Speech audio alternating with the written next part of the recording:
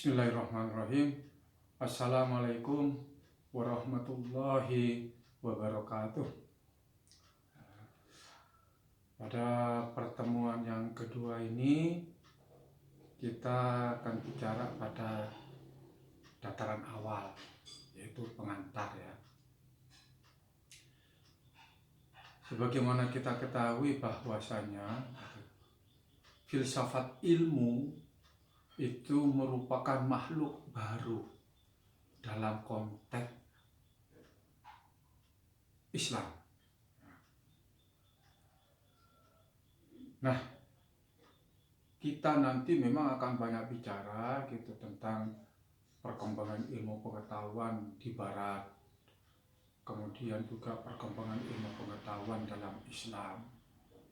Baru kita juga akan bicara tentang ruang lingkup keilmuan, yaitu hakikat ilmu, epistemologi ilmu, dan aksiologi ilmu, baik itu dalam perspektif Barat maupun dalam Islam. Nah, pada kesempatan yang pertama ini kita akan bicara tentang pengertian-pengertian dari pengertian dari filsafat ilmu. Apa sih sebenarnya filsafat ilmu itu? Nah, kemudian yang kedua kita juga akan bicara tentang manfaat dari kita belajar tentang filsafat ilmu. Sebab orang sering berbicara gitu, menganggap bahwasanya apa sih kegunaan dari kita belajar tentang filsafat ilmu? Ya, ya. Nah, setelah itu kita akan bicara gitu tentang ruang lingkup atau objek formal dari filsafat ilmu. Oke. Untuk menyingkat waktu, marilah kita masuk ke materinya ya. Kita mulai dari manfaat belajar tentang filsafat ilmu terlebih dahulu. Oke. Yuk. Ilmu pengetahuan dan teknologi di Barat modern saat sekarang ini terus masih mendominasi di dunia ini, termasuk di dalam dunia Islam. Meskipun sebenarnya iptek Barat itu mengandung kelemahan-kelemahan yang sangat prinsip. Apa kira-kira? Yaitu karena kemajuan ilmu pengetahuan di Barat tersebut hanya didasarkan pada filsafat yang bersifat sekuler dan materialisme. Sekuler itu artinya memisahkan antara ilmu pengetahuan dengan agama. Nah, jadi prinsip dasar di dunia Barat itu kan sekarang science for science. Ilmu hanya untuk ilmu.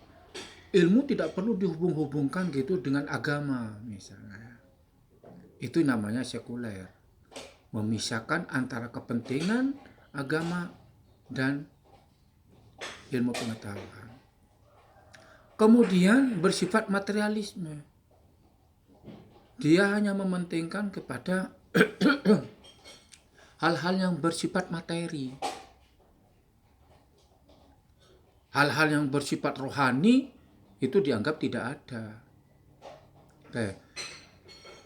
Yang kedua, dunia Barat membangun ilmu pengetahuan dan teknologi hanya mendasarkan diri pada epistemologi yang terpusat pada manusia. Sehingga ilmu pengetahuan sekarang itu bersifat antroposentrisme, yaitu hanya berpusat pada diri manusia, tidak berpusat kepada Tuhan, pada Allah. Akibatnya ilmu pengetahuan telah berdampak negatif bagi manusia. Mengapa bisa berdampak negatif? Karena manusia mengembangkan ilmu pengetahuan dan teknologinya tidak didasarkan kepada pertanggungjawaban kepada Allah. Dia hanya yang penting adalah ilmu pengetahuan dan teknologi itu berkembang terus gitu, dengan mengandalkan kepada kepintaran manusia. sehingga tidak perlu lagi gitu dikait-kaitkan kepada nilai-nilai ketuhanan. Oleh karena itulah maka filsafat ilmu ini kita berikan ya, karena kita membutuhkan ilmu pengetahuan yang terpadu agar perkembangan iptek, ilmu pengetahuan, teknologi, S-nya itu seni ya, dapat dikontrol dan bermanfaat bagi kesejahteraan manusia. Terpadu itu artinya kita tetap mendasarkan diri pada prinsip dasar ilmu pengetahuan yang sudah berkembang di barat pada sekarang. Kita tidak mungkin bisa membuang begitu saja perkembangan ilmu pengetahuan yang diperoleh dari barat itu yang sudah sangat maju itu. Tapi kemudian kita mencoba memadukannya dengan nilai-nilai ketuhanan.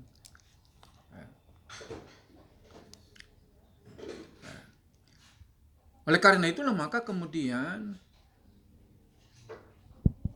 kita perlu menetralisir temuan-temuan ilmu yang berkembang di barat agar berdaya guna bagi kehidupan manusia, sehingga ilmu pengetahuan dan teknologi itu mencapai tujuannya sebagai penyejahtera bagi kehidupan manusia.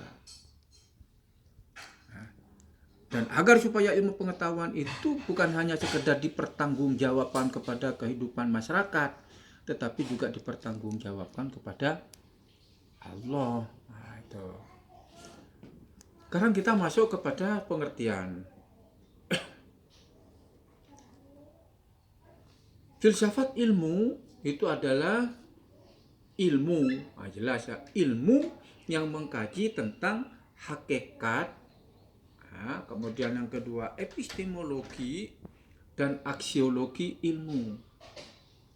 Nah, jadi sekali lagi filsafat ilmu itu adalah ilmu yang mengkaji tentang hakikat, epistemologi dan aksiologi ilmu. Ya. Jadi perlu Anda ingat kata-kata ilmu itu. Ya. Ilmu. Apa bedanya ilmu dengan pengetahuan nanti ya?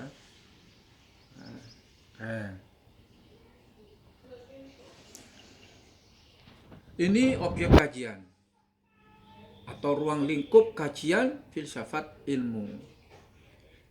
Nah, sebagaimana yang sudah disebutkan di atas tentang pengertian, maka objek formal atau ruang lingkup kajian filsafat ilmu itu ada 3,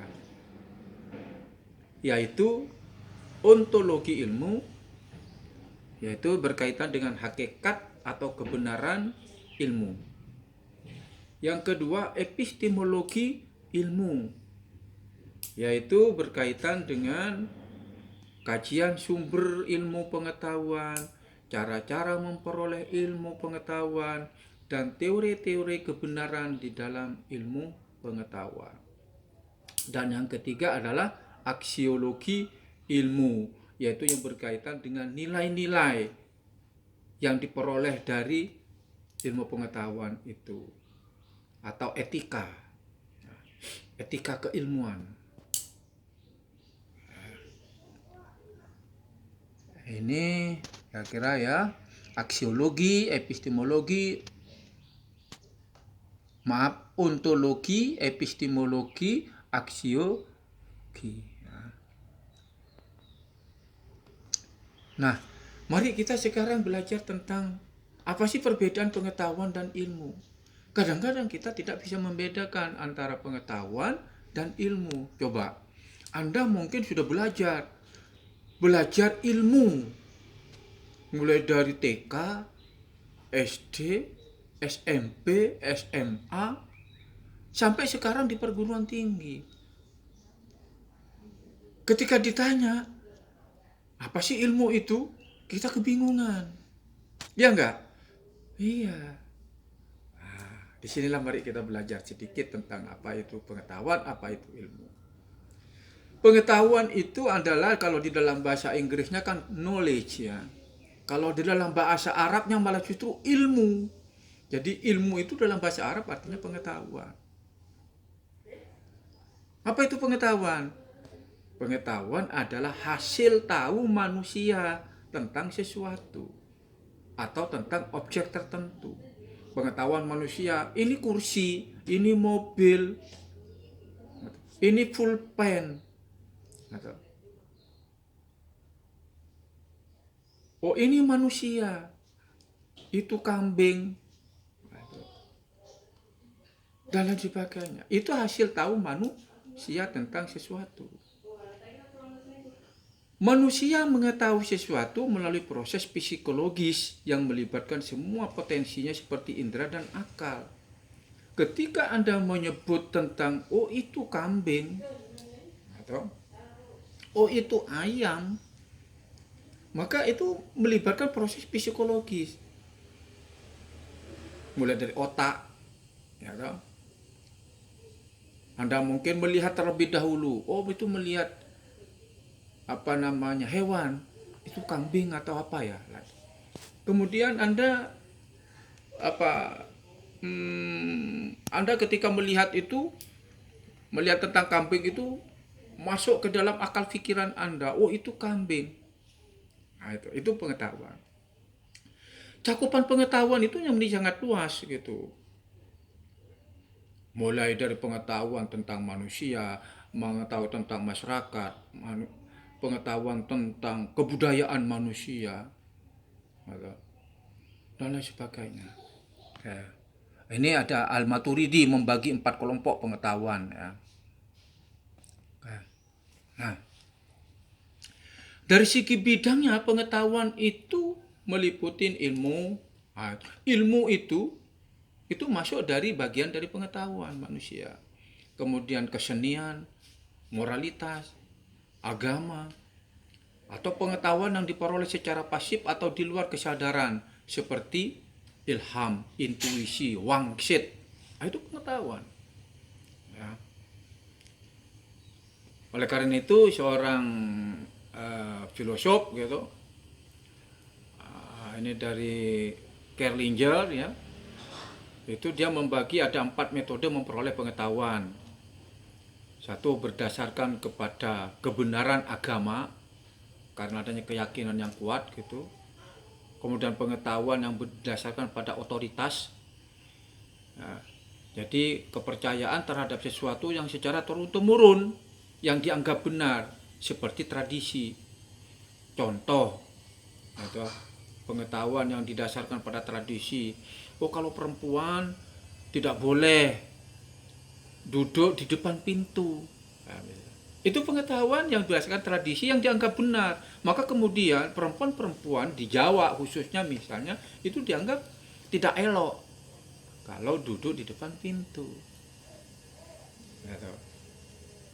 Tetapi itu dipercaya meskipun kebenarannya masih dipertanyakan.